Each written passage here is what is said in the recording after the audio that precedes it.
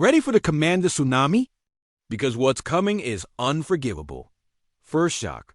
Our star center's exposed after a bomb in July. If he falls in week 3, Dallas will bury us. And Quinn already has plan B, nitrogen monoxide. It's not who you think. But, hold on. In the shadows, a dead receiver resurrected with chemical roots, ready to scorch the NFC East. Names? You won't get them until you subscribe. And here comes the heavy part. SIX monsters are hours away from unleashing hell. A rookie RB stealing yards like Arlington is his backyard. A safety who reads minds and steals balls. A quarterback who quietly humiliated the league. Are you going to watch Philly celebrate again? Hit like or tear off your shirt like 2012. Because this isn't perspective. It's war. Look, I thought Adam Peters had solved all our problems on the offensive line. Pause. We brought in Laramie Tunsil, a 5-time Pro Bowl tackle who has proven to be one of the best protectors in the NFL for years. We drafted Josh Connerly Jr. in the first round, an incredible prospect from an elite university. We had Andrew Wiley ready for any emergency, a veteran who already showed us last year he can play both tackle and guard without issues. Brandon Coleman is developing into a beast in his second year after showing bright flashes as a rookie. And with Sam Cosmi's injury, we thought Nick Allegretti and the rest of the group could handle the situation perfectly. Peter's plan was perfect on paper. 7 depth players with complete versatility. Tunsil would anchor the left side as a fortress. Connerly or Wiley would be ready on the right. Coleman would transition from tackle to guard with the experience of having played tackle as a rookie. Allegretti, who had already proven reliable in Kansas City, could cover both center and guard. Everything seemed calculated to the millimeter, but here comes what no one expected. Nate Herbig, the perfect backup center Peters had signed specifically to give us depth behind Tyler Biadasz, decided to retire. Retire? The guy is under 30. Years old, 61 games of NFL experience, 30 as a starter, and simply said, I don't want to play football anymore. On July 20-9, Doc, and do you know why this is so problematic? Because Peters brought him exactly for this.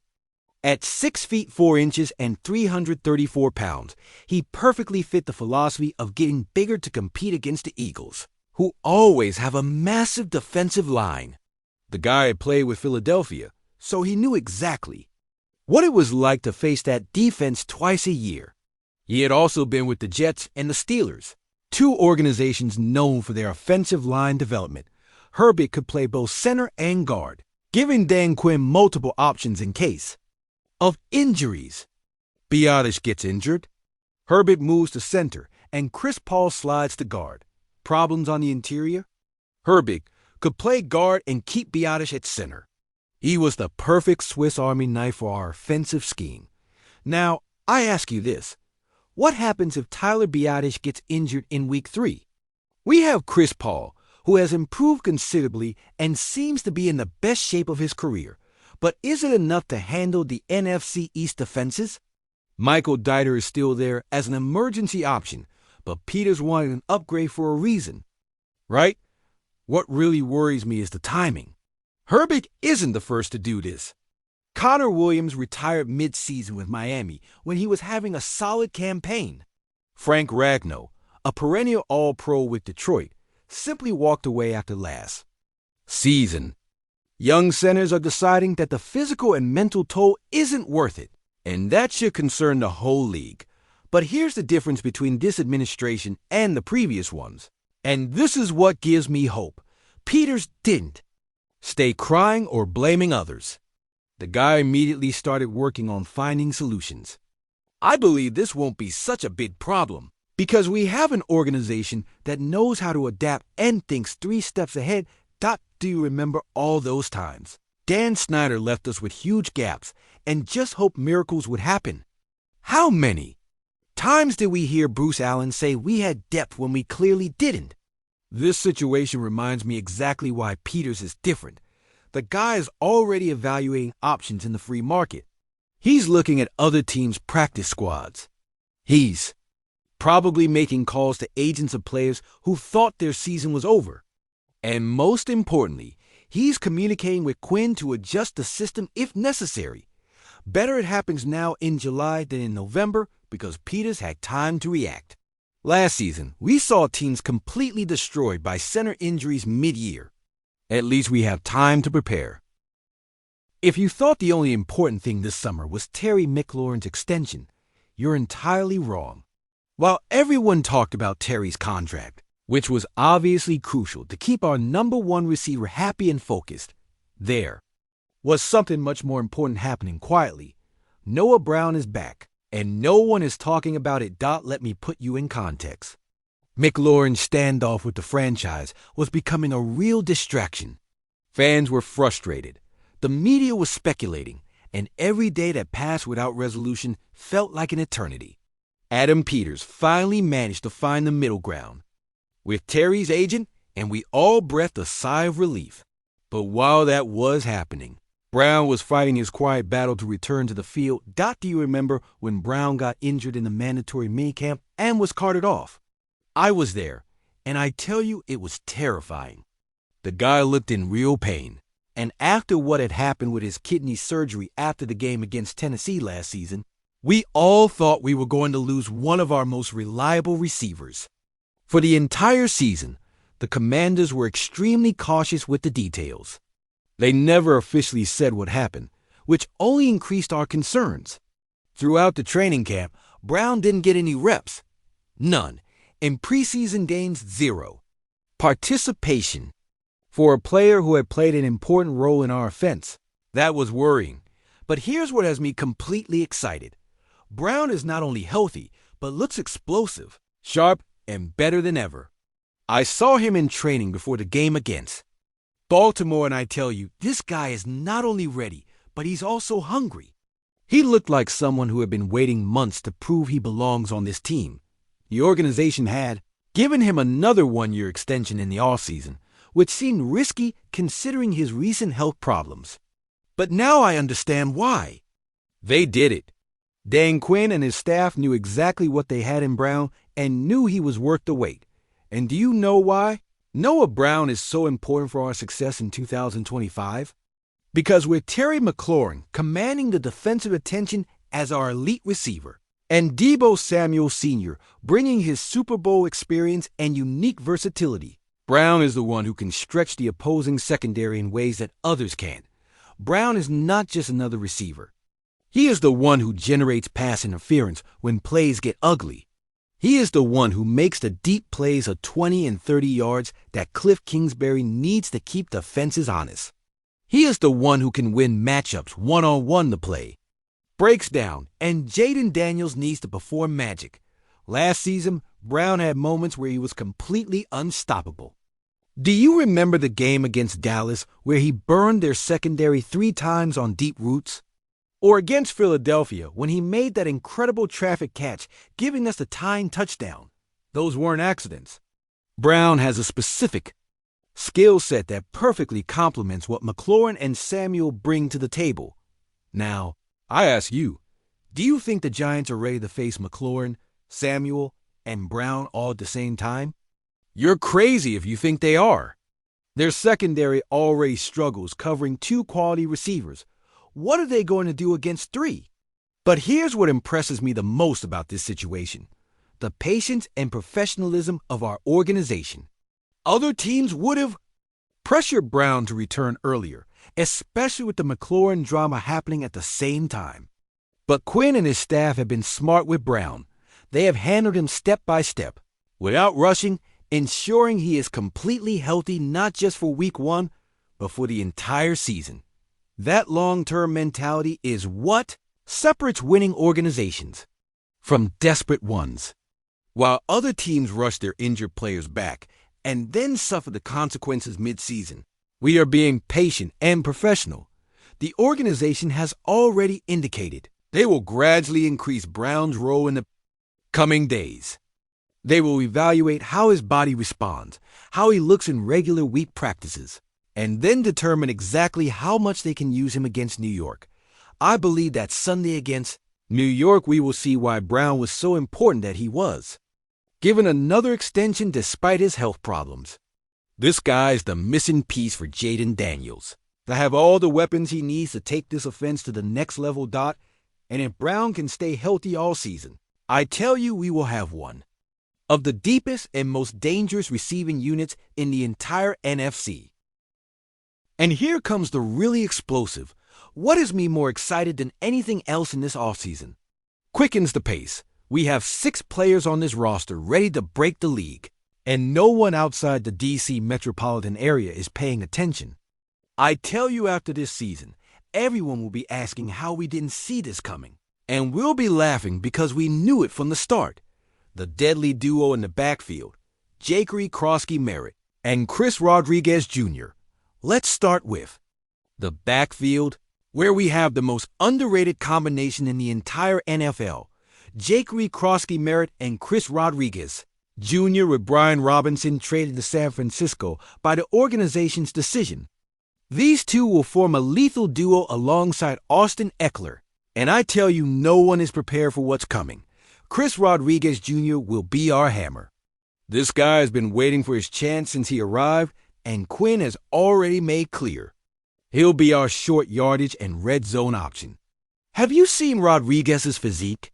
The guy can break tackles like it's nothing, and in those 3rd and 1 or goal line situations, he'll be unstoppable. But here's what really excites. Emmy, Jakery Crosky-Merritt, this 7th-round rookie no one saw coming. All summer, this guy has been gradually gaining momentum until becoming a real threat. He'll be our change of pace that will drive defensive coordinators crazy. Imagine this. Rodriguez pounding between the tackles, and suddenly Crosky-Merritt bursts from the backfield with his speed, making the rival secondary think twice. And do you know what's most impressive about this? That Quinn and Peters had absolute confidence in trading Brian Robinson, who had 365 carries in the past 2 seasons, because they knew these two could get the job done. That's the difference between an organization that trusts its talent evaluation and one that sticks with the known out of fear of change. Robinson was reliable, yes, but he wasn't explosive. He couldn't create those 15, 20, 25-yard plays that Kingsbury wants in his system. Rodriguez and Crosky-Merritt can do exactly that. They will bring a completely new dimension to our ground offense. Brandon Coleman, the transformation in left Gior banning Coleman at left guard, will be an absolute monster. And I believe this move will make him a Pro Bowler before the season is over. The guy shifted from tackle to guard when we brought in Tunsil, and that transition has been perfect. Coleman always had the body and skills to be special, but as a rookie tackle, he had the typical growing pains. Now, moving him inside where his physical attributes shine more, it will be completely different. With Tunsil protecting him on the outside like a Hall of Fame veteran, Coleman has the freedom to focus entirely on destroying the internal rushers. What I saw from him at the training camp before his small injury completely convinced me. The guy is stronger, more technical, and with the confidence of someone who knows exactly what his role is. TCU gave us a diamond in the rough, and now we have the perfect setting for it to shine. Trey Amos, the draft steal that will change our SEC O&DRY, but wait, because the defense is where we're really going to surprise everyone. Trey Amos at cornerback is going to make people completely forget he was considered a draft steal by analysts. Peters almost took him in the 1st round when Josh Conley Jr. was available, and when Amos fell to the 2nd round, it was like finding pure gold. The guy is already starting ahead of Marshon Lattimore, who is a 4-time Pro Bowler. Do you realize what that means? We're not talking about a rookie who will play in a rotation. We're talking about someone who has immediately established himself as one of the best cornerbacks of his class. Amos comes from Ole Miss, where he was a dominant force. He has the perfect build for press coverage, a willing contributor against the run, and instantly adapted to Joe Witt Jr.'s schematic concepts. The pre-draft medical issues that made him fall were completely overblown, and now the other 31 teams are realizing what they missed out on. Quan Martin, the leader of the secondary, No one sees Coleman or Martin at safety is going to make the leap we all expected since Quinn moved him from cornerback to his natural position. Last year, he already showed flashes of greatness when he partnered with Jeremy Chinn on the back end. And now without Chinn, Martin is the undisputed leader of our secondary. What excites me about Martin is his natural instinct for the game. The guy reads quarterbacks like he has the rival's playbook in his hands. His partnership with Jeremy Chinn provided a dynamism we had been looking for years. And now with Will Harris as his new partner, he has even more freedom to make plays. Here's what few know. Martin is in a contractual situation where if he performs as we expect, he will get a lucrative extension long before his rookie deal ends. Few of Ron Rivera's draft picks have survived until their second contracts, but Martin will be the exception.